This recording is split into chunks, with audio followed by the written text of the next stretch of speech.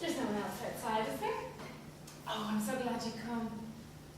I heard you were at my room asking for me. Yes, I just happened to be passing.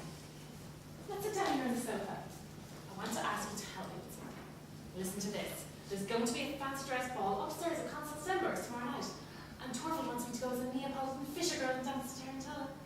I learned it in Capri. I say, are you going to give a performance? Yes, Torvald says I should.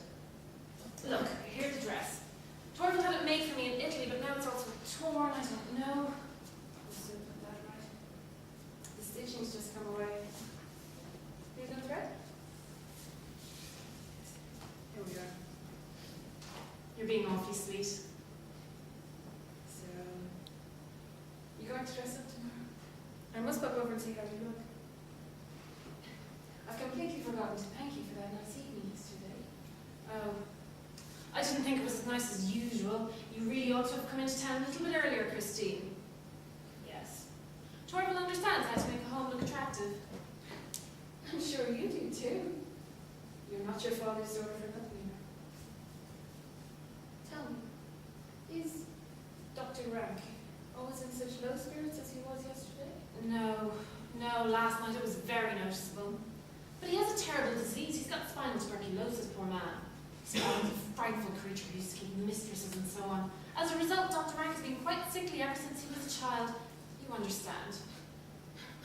My dear Nora, how on earth did you come to know about such things?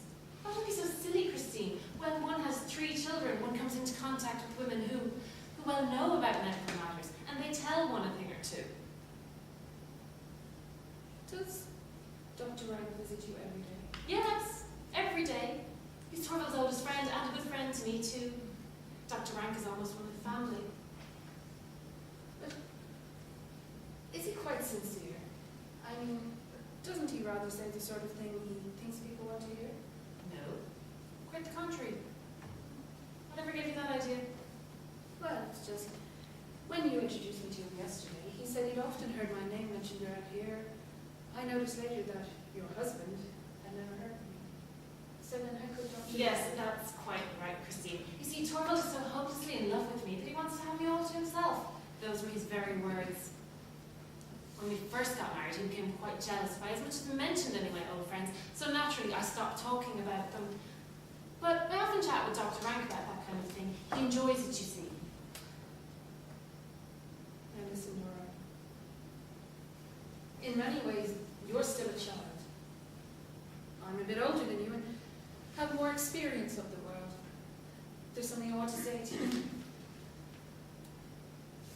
You want to give up this business with Dr. Rank. What business? Everything. Last night you were talking about this rich admirer of yours, one who's going to give you money. Yes, and who doesn't exist, unfortunately. But what's that got to do with... Well, isn't Dr. Rank rich? Yes. And he has no dependents. No one, but... And he comes to visit you every day. Yes, I've told you. But how dare a man of his education be so forward? What on earth are you talking about? Oh, stop pretending, Nora.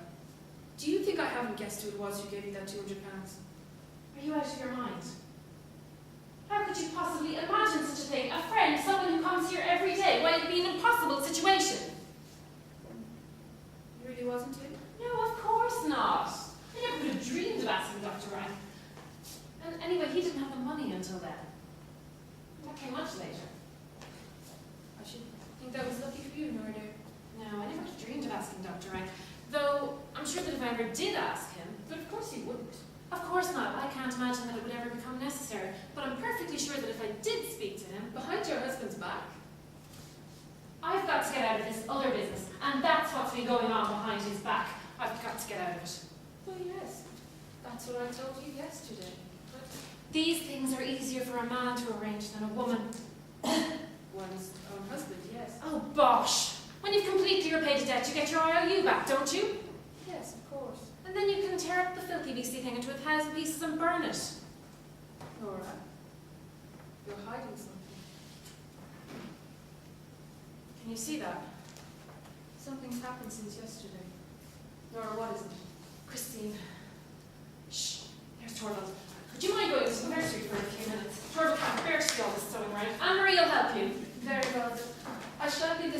talk this matter out.